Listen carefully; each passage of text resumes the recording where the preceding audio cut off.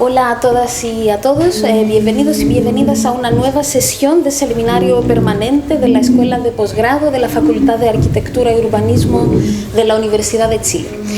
Mi nombre es María Frango y hoy tenemos un invitado especial, a Julio Covarrubia, que nos va a hablar de huellas espaciales, datos y territorio.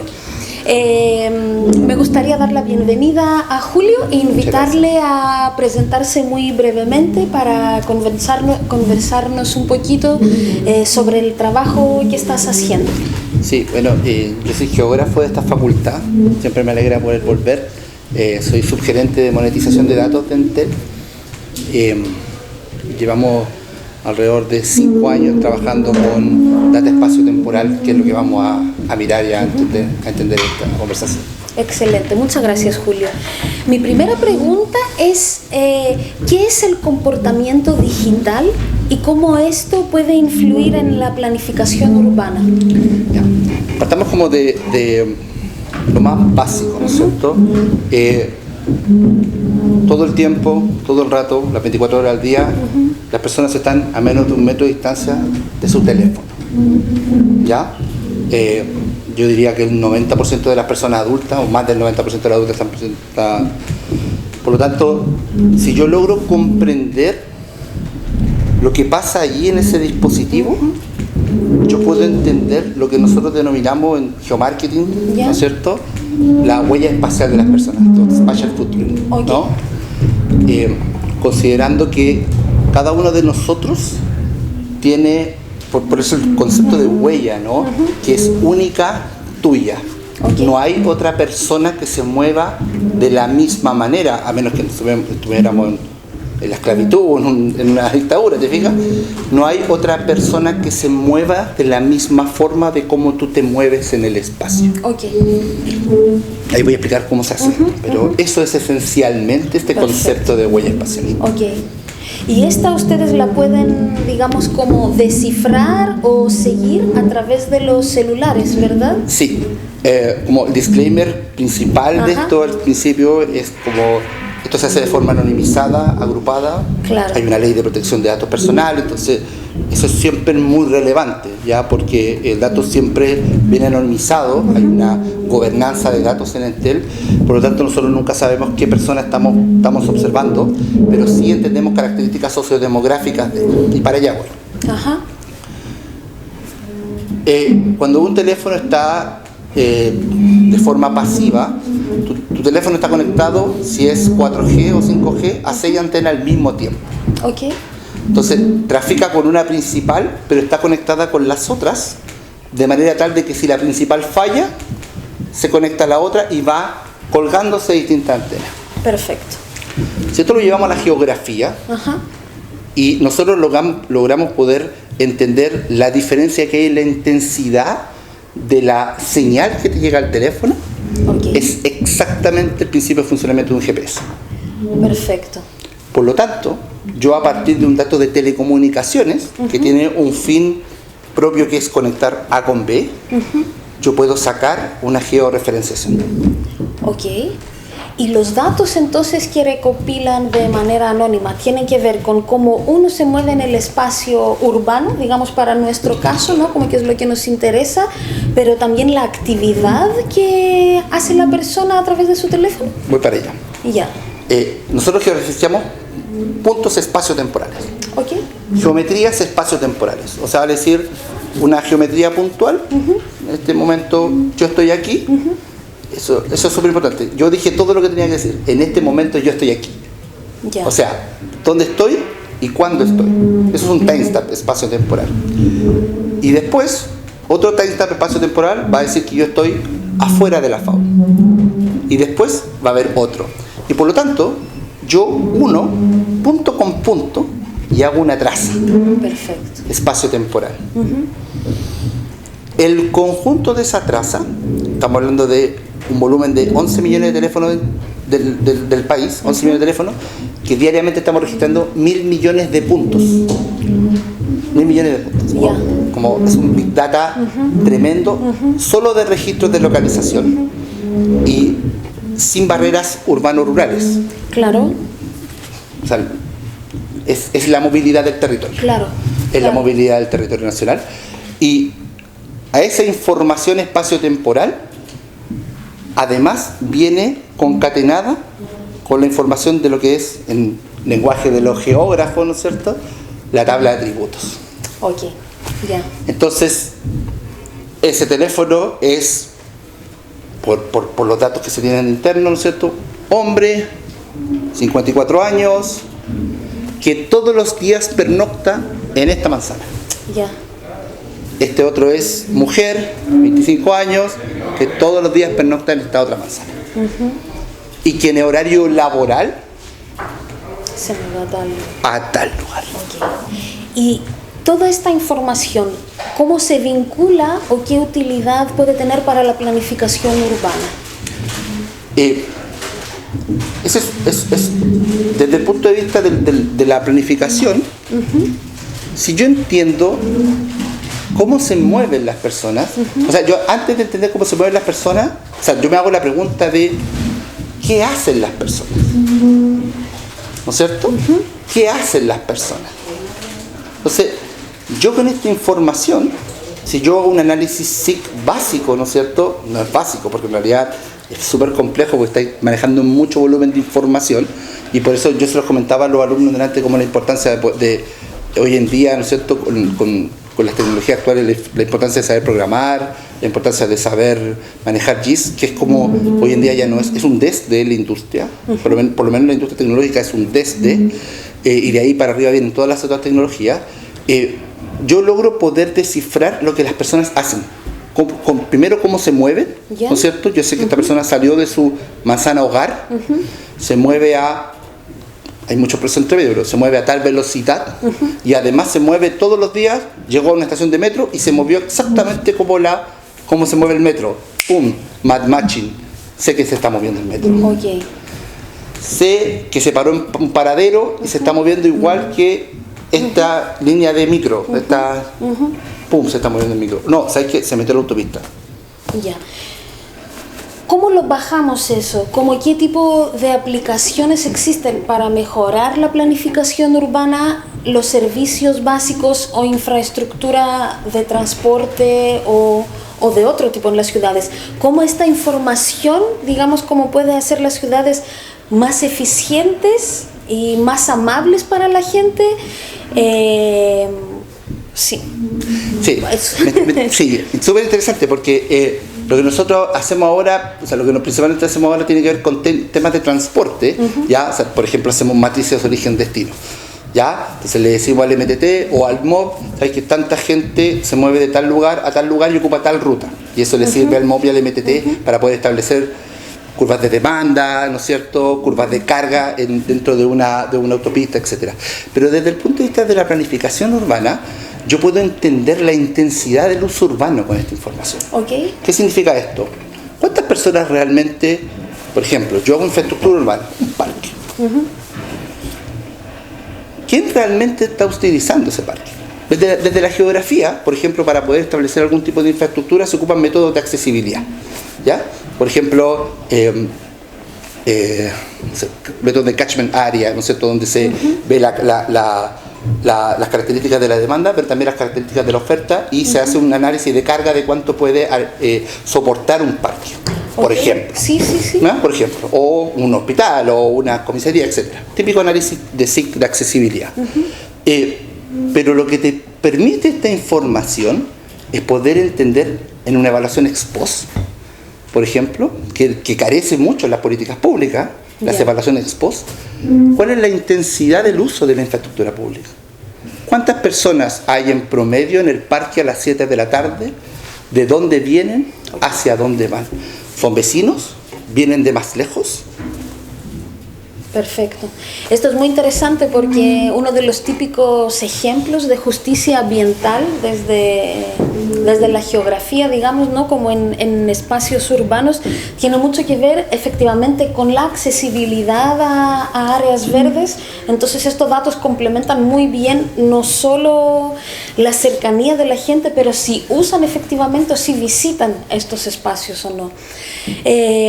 Y la otra cosa muy interesante es el tema de la movilidad, ¿no? Como que comprender estos patrones de la gente de qué lugar hacia cuál otro lugar, digamos, se mueve, el medio de transporte que utiliza o no. Y quería preguntarte si tú sabes si efectivamente se utilizan estos datos para mejorar el transporte público.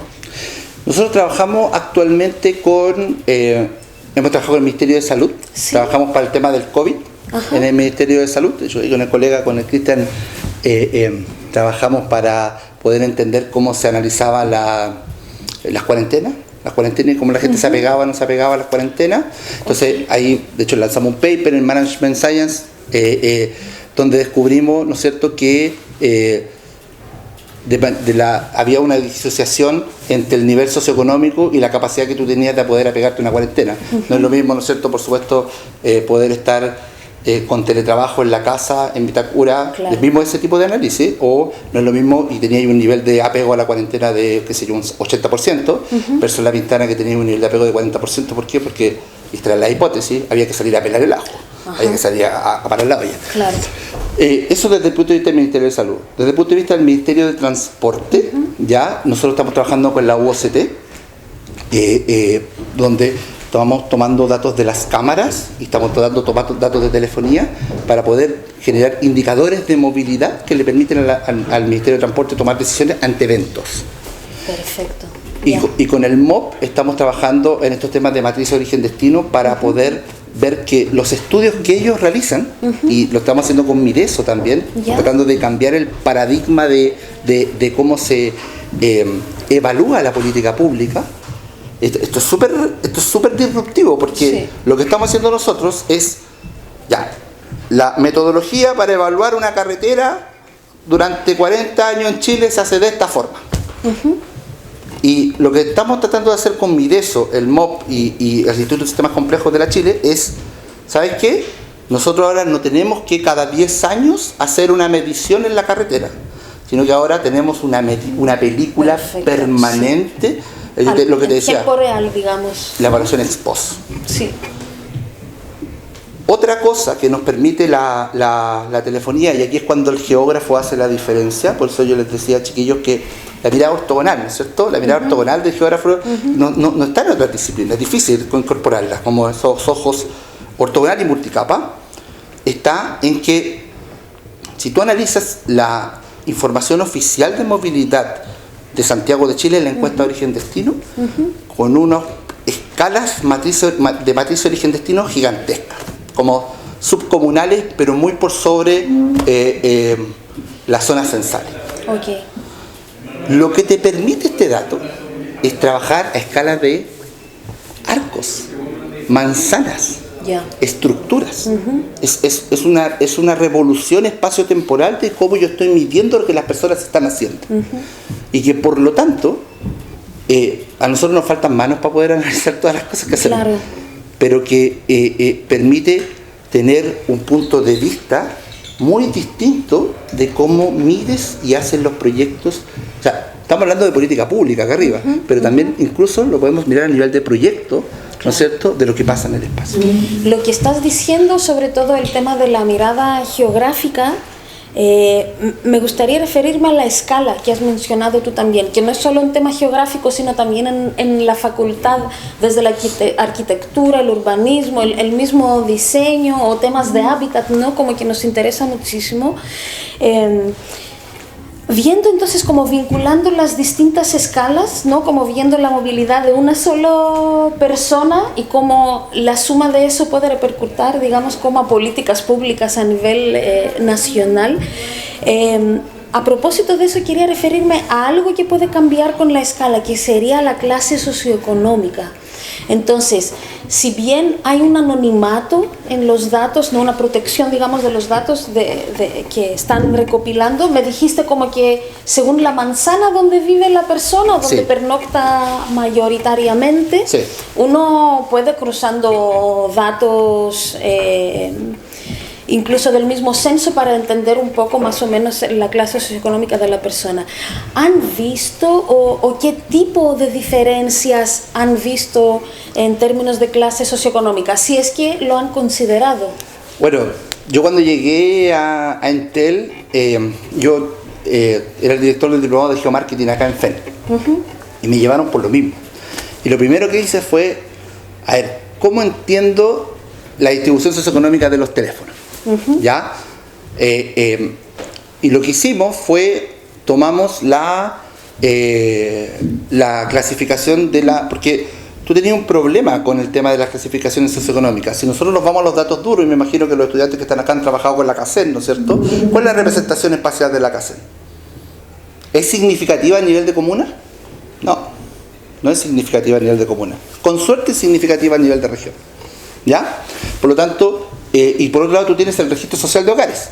El problema del registro social de hogares es que si tú no estás en el registro social de hogares, no existe. Por lo tanto, no es un instrumento representativo para poder analizar, por ejemplo, grupos socioeconómicos más altos. ¿Ya? Entonces, ¿de dónde echáis mano, ¿cachai? Para poder analizar información socioeconómica que sea, entre comillas, fiable y que te permita poder tener una dimensión universal de la población que estáis mirando. Y fuimos a analizar la metodología de la Asociación de Investigadores de Mercado, que tú tienes como la ABE, C1A, C1B, CD, etcétera. Y eso lo analizamos, lo pusimos a nivel de manzana y dijimos, tomamos una decisión y nos guiamos en la ley de los grandes números, que es, le vamos a imputar el nivel socioeconómico a la manzana donde la persona se encuentra pernoctando. Por lo tanto, la persona arrastra su GCE. El teléfono arrastra su GCE por donde se mueve en la ciudad. Y bueno, ahí es súper interesante lo que uno mira, porque a nivel de distinto nivel de GCE tú no te mueves igual, las distancias que recorres no son las mismas, y los lugares que frecuentas no son los mismos. Claramente. Solo te pongo una...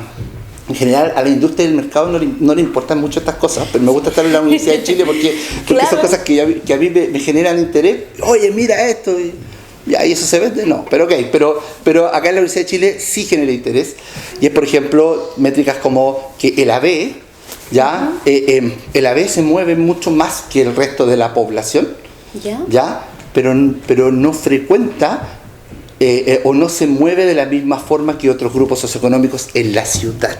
Nosotros tenemos los mapas por GCE de dónde trabajan las personas. ¿Ya? Entonces es súper interesante donde tú tenés mancha, obviamente el cono de alta renta, ¿cachai? Con el AB está en el cono de alta renta, pero tú miras en AB en Quilicura y miras AB en Maipú o Maipú Cerrillo, y tú decís, y vas a analizar, claro, en Quilicura tú tienes los centros de distribución, ¿no es cierto?, logístico, y en Cerrillo, Maipú, tú tienes, ¿no es cierto?, el antiguo cordón industrial ¿cachai? Entonces, hay una relación directa entre la movilidad de las personas, por supuesto, y el análisis económico que tú puedes sacar atrás. Muy, muy interesante eso, lo espacial, lo social y lo económico a través de algo que uno no se imaginaba, ¿no? Me gusta mucho eso porque es una visión, digamos, como sistémica de la ciudad también, ¿no? Entonces, como uno se puede imaginar un poco los límites urbanos, conoce, como dices tú, los puntos de interés que existen en cada comuna, se puede interpretar un poco estos recorridos como recién nos contaste, pero ¿qué pasa en las áreas rurales? Yo también como investigadora, el área como una zona rural es como no tiene límite, no hay una infraestructura fija, no hay un plan regulador que diga este es el área rural, ¿no? Al contrario como de lo urbano.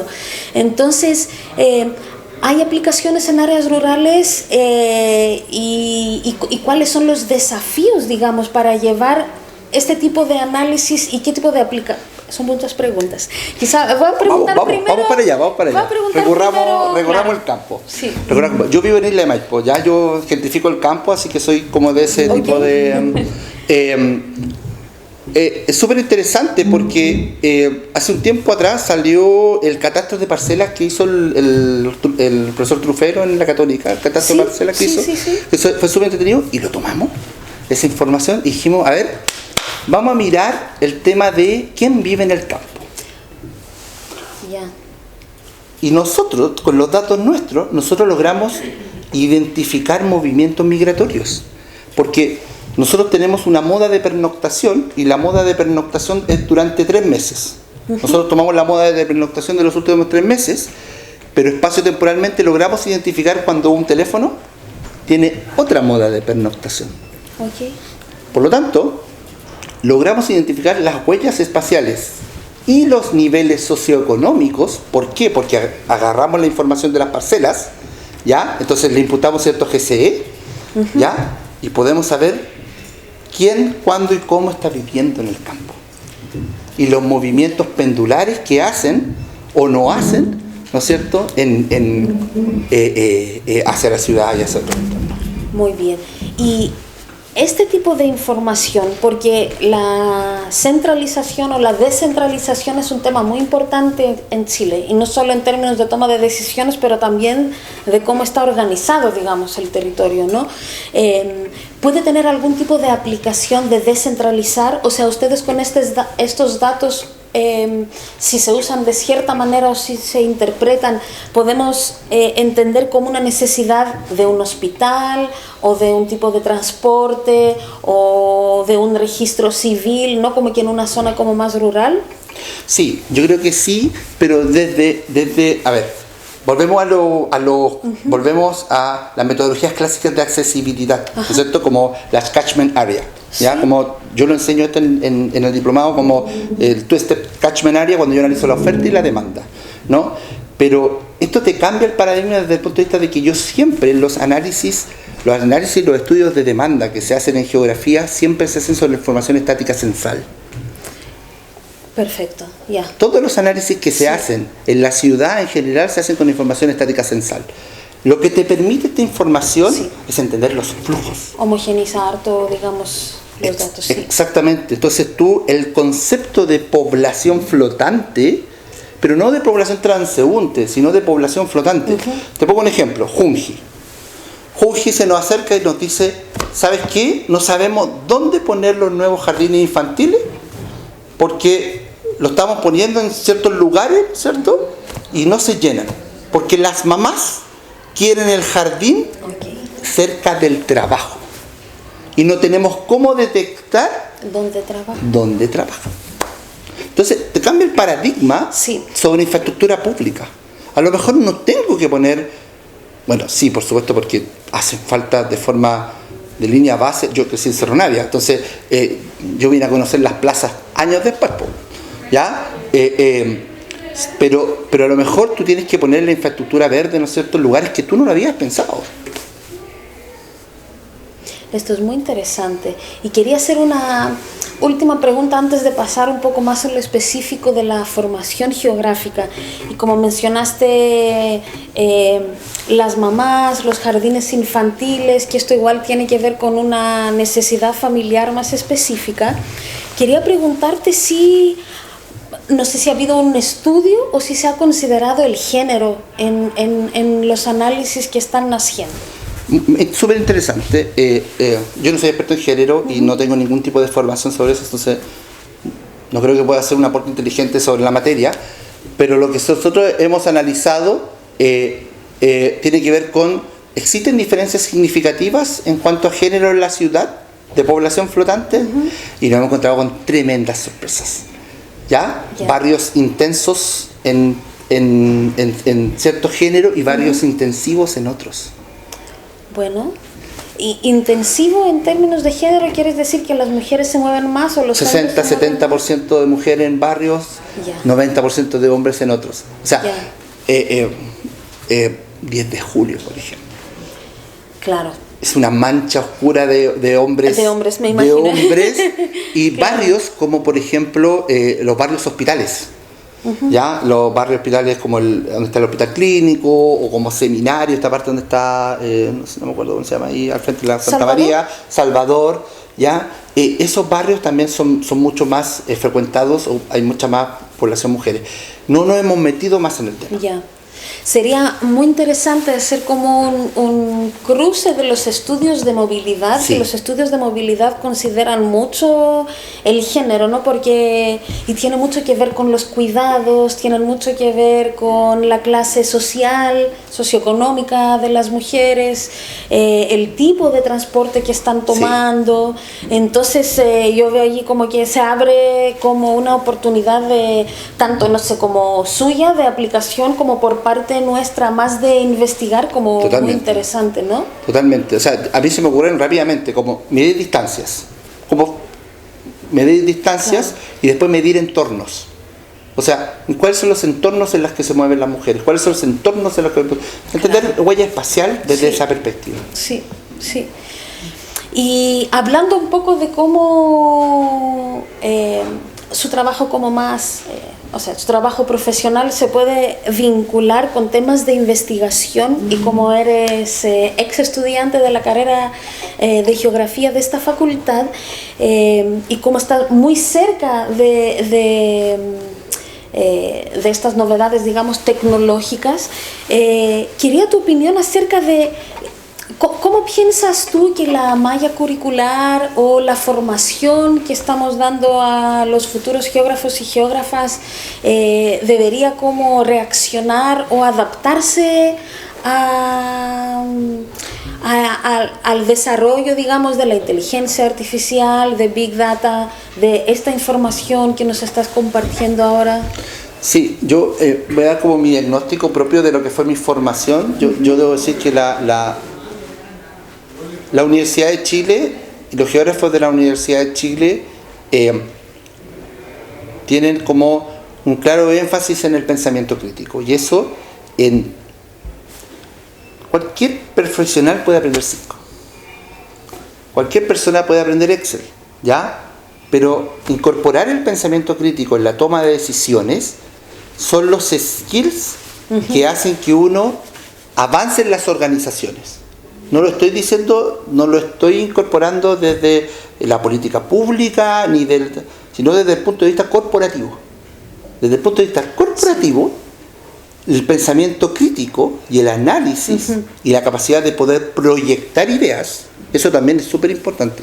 La proyección, el soft skill, el poder transmitir ideas, hace que tú tengas éxito en el mundo corporativo. Yeah. Habiendo dicho eso, tú tienes que tener un background básico de formación cuantitativa dura para poder conversar con un ingeniero matemático, poder conversar con un telecomunicador, para poder conversar con un ingeniero en transporte. ¿Estás pensando más en algo como herramientas de análisis estadístico o de manejo de bases de datos grandes? O sea, estadística descriptiva y inferencial es el piso. Okay. Estadística descriptiva y inferencial es el piso. O sea, entender un modelo de regresión lineal, un logic, técnicas básicas de econometría es el piso. Okay. Y después de eso cómo yo lo productivizo. Vale decir, cómo lo llevo a algo que sea tangible y operativizable. Y ahí está el SIC conectado con la programación. Perfecto. O sea, el que no programa no trabaja en tecnología. Entiendo. En tecnología. Ya. Y después de eso, la capa superior de eso son las herramientas cloud. Nosotros, cuando nos formamos como geógrafo, ArcGIS, ArcView, QGIS, ¿no es cierto? Claro. ¿Ya? Nosotros estamos acostumbrados al dataset, a la base de datos. Mira, estos son los datos del INE, estos son los datos del, qué sé yo, y tenían 1 millón de filas. Una base grande, ¿ya? Hoy en día, una base de datos, nosotros estamos registrando 1.000 millones de registros todos los días. Y tenemos un contrato con Cernatur. Nosotros medimos el turismo en el país con los datos nuestros. Okay. Se mide el turismo, se mide con datos de nosotros, como dónde las personas van a turistear. Y para eso analizamos una serie completa de un año. Entonces son 1.000 millones de datos por 365 días. Entonces, para poder trabajar con ese volumen de datos, tú necesitas poder trabajar, programar el GIS y el cloud. Yeah. Y el cloud son estas herramientas donde yo tengo que colocar toda esta información Entonces tengo yo un storage de millones de datos que tengo que procesar a través del código y tengo que visualizar a través del GIS. Y el GIS, a mí no me gusta hablar de marcas, ¿ya? Pero incluso el GIS no es obsoleta, sino que está como pasando, porque hoy en día el GIS es nativo en cloud. Entonces ahí es cuando tú analizáis y empecé a mirar herramientas como Carto, empecé a mirar otras herramientas lejos de nuestra lógica clásica, ArcGIS Pro, ArcView, etcétera, sino que tú ya empecé a mirar que el GIS tiene que estar conectado de forma nativa en el cloud. Porque a mí me interesa el dato de ayer, el dato de mañana, el dato de hace 2 años, y yo para poder tener todo ese volumen espacio-temporal, lo tengo que estar conectado a un cloud. Perfecto.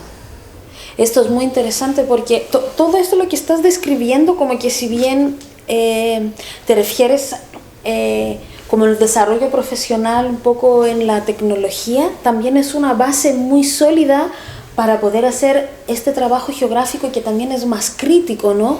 Como manejar esta base de datos, poder tener estas herramientas de tratamiento de datos, recopilación, análisis y visualización, es una base muy sólida también para poder hablar, no sé, desde justicia ambiental hasta el derecho a la ciudad, digamos, ¿no? Totalmente. Entonces, yo encuentro muy fascinante como algo que parece bien tecnócrata, entre comillas, nos puede servir como insumo para hablar de cosas más profundas, más sociales, más críticas y que buscan mucho mejorar, digamos, la calidad de vida de la gente, tanto en áreas urbanas como rurales.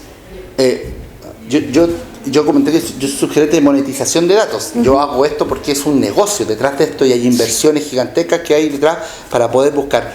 Pero todo el trabajo que nosotros hacemos con la política pública está siempre, y en mi equipo en general, ellos se sienten mucho más motivados, ¿ya? Porque están permanentemente tratando de encontrar, ¿no es cierto?, esta vacío, injusticia, ¿no es cierto?, desde esa mirada cuantitativa espacio-temporal. Muy interesante. Yo estaba pensando como un poco antes de empezar, digamos, esta conversación, estábamos hablando del cambio climático y la huella de carbono. Estaba pensando ahora como que una combinación del tipo de transporte que toma la gente, calculando un poco como el carbono que emite, digamos, cada uno, la huella de carbono de transporte nuestro. Eso también puede ser como algo que en el futuro se puede utilizar para diseñar ciudades como más resilientes al cambio climático, no como una mitigación de la emisión de CO2. Podríamos generar indicadores comunales, indicadores territoriales. Claro. Oye, ¿sabes qué? La población de esta comuna que se mueve de esta determinada forma, generando tanta cantidad de CO2. Sí, no, muy fascinante eso. En este punto me gustaría abrir la palabra, no sé si alguien del público tendría alguna pregunta para Julio, como profesional, como colega. Bueno, mi duda era relacionada al tema de la aplicabilidad de su labor.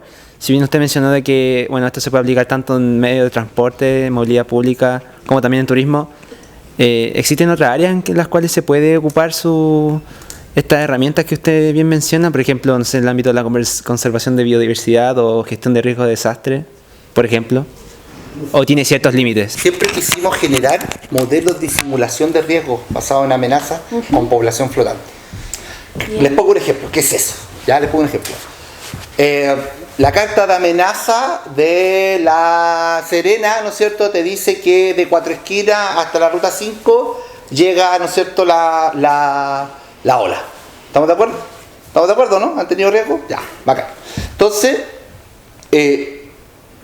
cuando yo genero, ¿no es cierto?, el riesgo, cuando genero un cálculo de riesgo, muy seguramente yo voy a ir al censo y voy a analizar la vulnerabilidad a partir de los datos censales.